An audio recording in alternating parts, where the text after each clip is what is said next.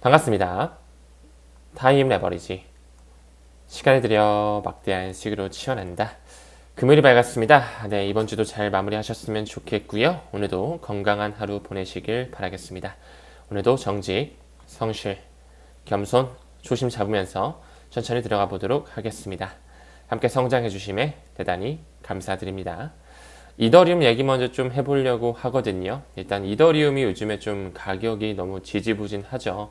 제가 얼마 전 인터뷰에 갔을 때도 진행자분께서 이더리움이 뭔가 솔라나한테 밀리는 거 아니냐. 요즘 이더리움 투자자들이 굉장히 좀 힘들어하고 이더리움보다는 솔라나 쪽으로 옮겨가는 듯한 모습이 보인다. 이런 식으로 좀 말씀을 해주셨는데 저는 포트폴리오에 이더리움과 솔라나 둘 다 좀 보유하고 있거든요. 뭐 어느 한쪽이 더 좋다라기보다는 각자의 영역에 맞게 유틸리티가 계속 활성화되는 스마트 컨트랙의 플랫폼이 될 것이라고 바라보고 있습니다. 일단은 이더리움 투자의 두 가지 우리가 기다리고 있는 호재거리가 있죠. 이 현물 ETF의 옵션 거래가 승인되는 것과 스테이킹이 편입되는 것. 지금 계속적으로 신청이 접수되고 있고요.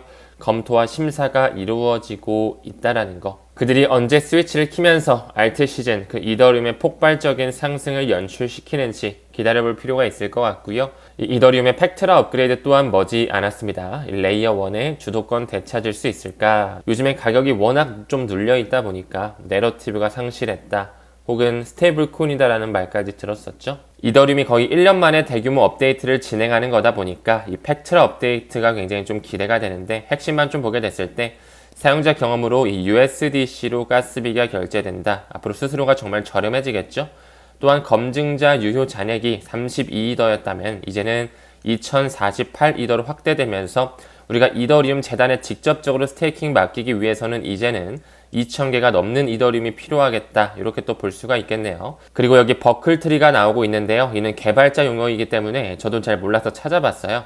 이 벡터 커미트먼트와 기존 데이터 처리 방식인 버클트리의 합성어로서 이더리움의 데이터 구조를 개선하기 위해서 발전시킨 하나의 형태다. 이렇게 봐주시면 좋을 것 같아요. 아무쪼록 이 버클트리를 통해서 네트워크 데이터 인프라가 개선될 것이다. 기대가 되는 업그레이드가 될 것 같고요. 꾸준하게 이더리움도 업데이트가 진행되면서 가스료가 낮아지고 있거든요. 2년 내 최고치였던 이 TPS 기준 하나당 15달러가 들었었다면 지금 현재는 가스비가 거의 0.41달러, 1달러도 안 드는 수준까지 굉장히 저렴해졌습니다.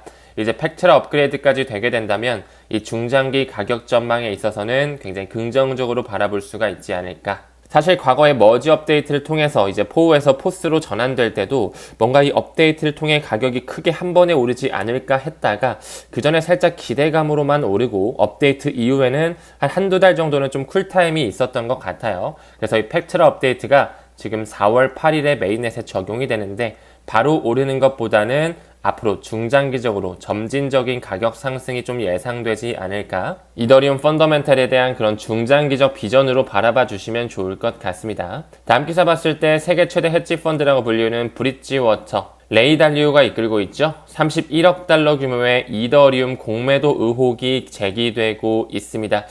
그래서 이더리움 가격이 그렇게 눌려 있었던 게 아닐까? 이런 생각도 좀 드는 것 같아요. 이미 브릿지워터 같은 경우는 온도 파이낸스와 손잡고 있고 온도 파이낸스 뒷배에는 블랙록을 필두로 한 골드만삭스라든지 밀레니엄이라든지 이 브릿지워터까지 어깨를 나란히 하고 있었죠.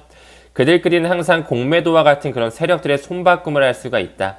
장외 거래를 활용할 수 있고 마켓 메이커를 투입시키면서 차트를 실제로 그릴 수가 있다라고 말씀드렸습니다. 아직까지 암호화폐 시장 자체가 워낙 캐파가 작기 때문에 충분히 그 세력들이 쥐락펴락할 수 있는 시장 장세를 보이고 있다. 이더리움이 계속 좀 눌려 있는데요. 어쩌면 브릿지워터의 공매도가 정말 있었을 수도 있지 않았을까? 이렇게도 좀 느껴지는 것 같아요. 이 레이 달리오는 이더리움에 대한 큰 관심은 없다라는 입장을 또 펼쳤었고요. 비트코인에 대해서는 지금 현재는 굉장히 신뢰를 강조하고 있는데 작년 1, 2분기만 하더라도 레이 달리오는 이렇게 말했었죠. 대중들이 왜 비트코인을 선호하는지 이 심리가 이해가 안 된다. 나는 비트코인보다는 금을 더 선호한다. 나는 비트코인 거의 관심도 없다. 내재 가치 없다라고 생각한다. 이렇게 말했었는데 갑자기 작년 말서부터는 비트코인과 금 투자를 권고하고 있었죠. 그들의 말에 우리는 절대로 투심을 흔들려서는 안 된다라는 거 참고적으로 좀 말씀드리고 싶고요. 또한 JP모건을 통해 얼마 전에 기관 투자자들이 올해 암호화폐 투자 계획이 없다라고 또 한번 흔들었던 기사가 있었는데 골드만삭스만 보더라도 올해 1분기, 작년 4분기만 기준으로 해서 비트코인 현물 ETF 보유량이 2배 이상 증가하고 있었다. 이더리움도 마찬가지로 천문학적인 돈을 계속적으로 쏘고 있는 걸 확인할 수가 있었죠. 골드만삭스뿐만 아니라 다양한 기관 투자자들을 보더라도 작년 4분기 기준으로 비트코인 현물 ETF 보유량 전분기 대비해서 약 3배 정도가 증가했네요. 약 387억 달러 정도로 천문학적인 돈을 기관 투자자들이 비트코인 현물 ETF 쪽으로 쏘고 있다는 것을 확인할 수가 있었습니다. 이런 JP모건의 말이라든지 레이 달리오의 말, 이런 말에 현혹되기보다는 정말 그들의 움직임, 액션에 집중하자라고 연일 말씀드리고 있죠. 또한 이 스트래티지의 주주 중에 기관 투자자들은 1,400여 곳이나 넘어간다라고 하거든요. 그 중에서도 블랙록의 뒤를 잇는 이 뱅가드는 작년 3, 4분기에 어느 정도 매도를 한 부분도 있지만 여전히 1630만 주를 보유하면서 마이크로 스트래티지, 이 스트래티지의 최대 주주인 것을 나타냈다.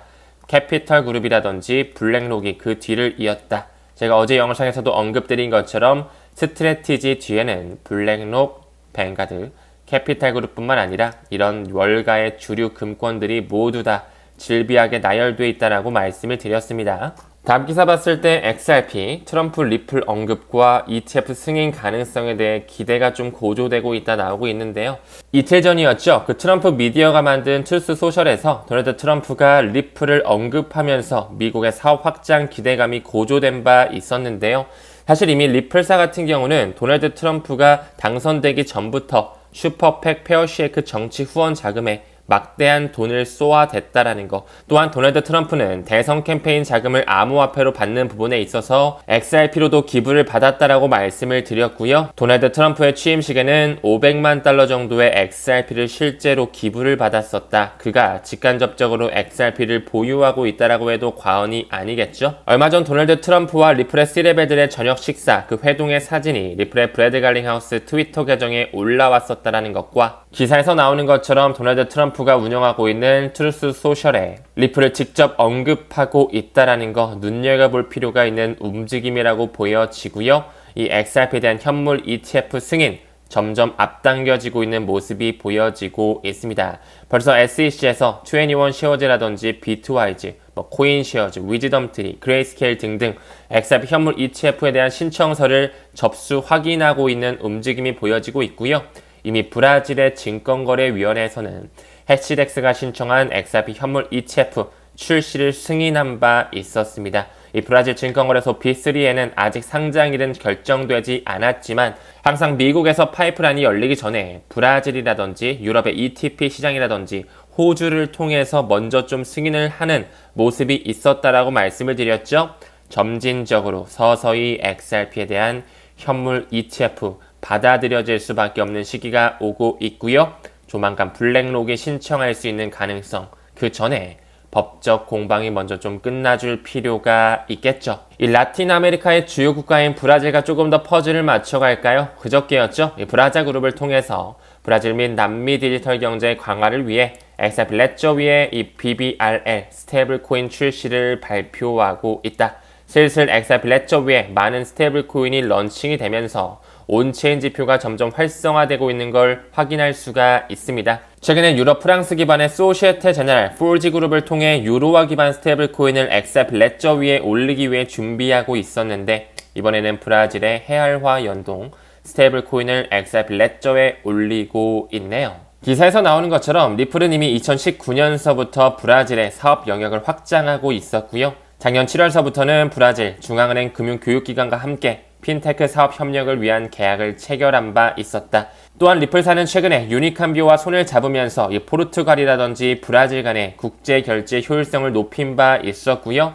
모니카롱 사장은 브라질이 암호화폐 허브로서 더욱더 발전할 수 있는 가능성을 열어두며 과거서부터 이 리퀴디티 허브, 유동성 허브망을 호주뿐만 아니라 브라질 쪽으로 연결짓고 있었다라는 거. 사실 여기 나온 유니캄비오뿐만 아니라 트래블렉스 뱅크, 메르카도 비트코인, 방코 랜디멘토, 이타오 유니방코, 방코 브라데스코 등등 남미를 대표하는 브라질의 대형 금융기관들과 리플과 모두 다 파트너십을 맺고 있다라는 거. 브라질을 통해서 이미 라틴 아메리카는 점령했다라고 좀 말씀을 드릴 수가 있을 것 같아요. 다음 기사 봤을 때 바이낸스의 신임 CEO 리차드 텅이 나오네요. 도널드 트럼프가 암호화폐 황금기를 이끌 것이다. 도널드 트럼프는 금융기관을 비롯한 정부가 암호화폐를 새로운 단계로 도약하는데 도움을 줄 것이라고 보고 있습니다.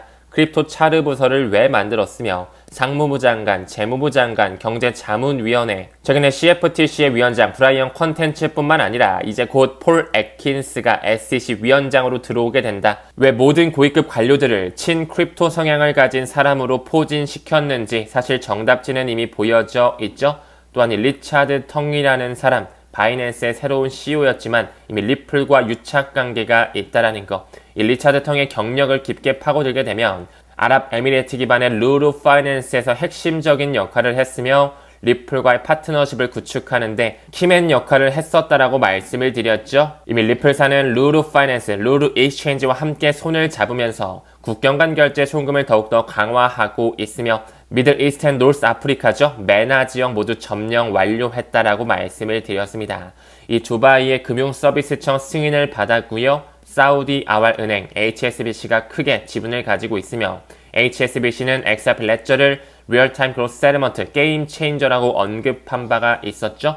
리차드 텅과 연결된 루루 익스체인지 다시 한번 나오고요. 알사니 익스체인지와 말야뱅크 모두 아랍에미레이트 점령을 하고 있는 송금 업체들 리플렛을 탑재하고 있다는 거. 더 나아가서 아부다비 증권거래소에 상장된 락뱅크라든지 QNB, 카타르 국립은행 역시 리플과 공식적으로 손을 잡고 있다는 거. 이미 브라질을 필두로 한 라틴 아메리카뿐만 아니라 중동 시장 역시 점령을 완료했다라고 말씀을 드렸습니다. 이제 슬슬 도널드 트럼프가 SEC뿐만 아니라 연방거래위원회 FTC라든지 연방통신위원회 FCC라든지 규제기관 권한을 제한할 수 있게끔 내 허락을 맡아야지만 너네들은 규제에 대한 제정, 초안을 발표할 수가 있어 행정명령에 서명을 하고 있거든요. 즉 다시 말해 도널드 트럼프의 입김이 점점 세지고 있는 것이죠. 리차드 텅이 말한 것처럼 암호화폐 황금기를 주도하고 있는 도널드 트럼프이기 때문에 해당 기사는 우리가 호재로 받아들여야 된다라고 생각이 드네요.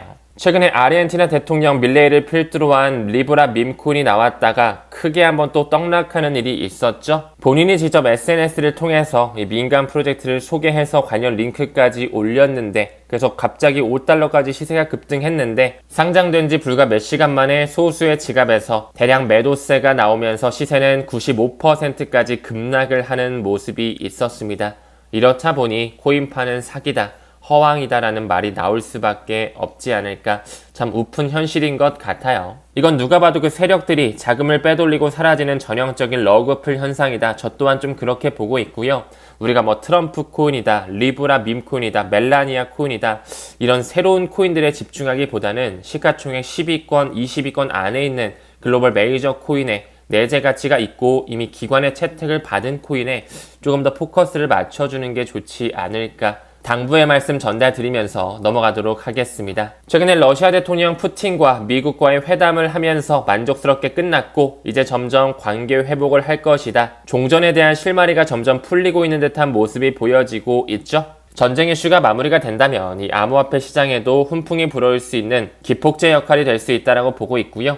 일단 1월 연준 회의록을 봤을 때 여전히 고용은 강하고 실업률은 안정화되어 있기 때문에 또한 최근에 물가지표 자체가 예상치를 조금 상회하는 물가가 아직은 조금 높기 때문에 금리 동결 스탠스를 취하고 있죠. 하지만 앞으로 다가올 수 있는 전쟁의 마무리로서 물가가 안정될 수 있는 팩터, 트럼프가 석유 생산량을 늘리면서 유가가 안정화되고 있는 섹터, 또한 트럼프 관세 정책이 점점 시장에는 협상 카드로 인식이 되면서 투자자들이 적응하고 있는 모습으로 보여진다라고 말씀을 드렸죠. 이 매크로 경제의 불확실성이 해소가 되고 크립토 차르 부서를 통해 암호화폐에 대한 법과 제도가 통과가 되게 된다면 시장 장세는 180도 바뀔 수가 있습니다. 또한 현재 미국 재무부에서는 지속적으로 10년물 미 국채 수익률을 하향 안정화시키기 위해 노력하고 있기 때문에 그렇게 된다면 경제에 대한 차입 비용이 줄어들고 위험자산 쪽으로 암호화폐 쪽으로 돈이 들어올 수가 있다라는 거. 이제 영래포 잔고가 점점 제로에 수렴하고 있습니다. 2021년 이후로 최저치를 보여주고 있는데요.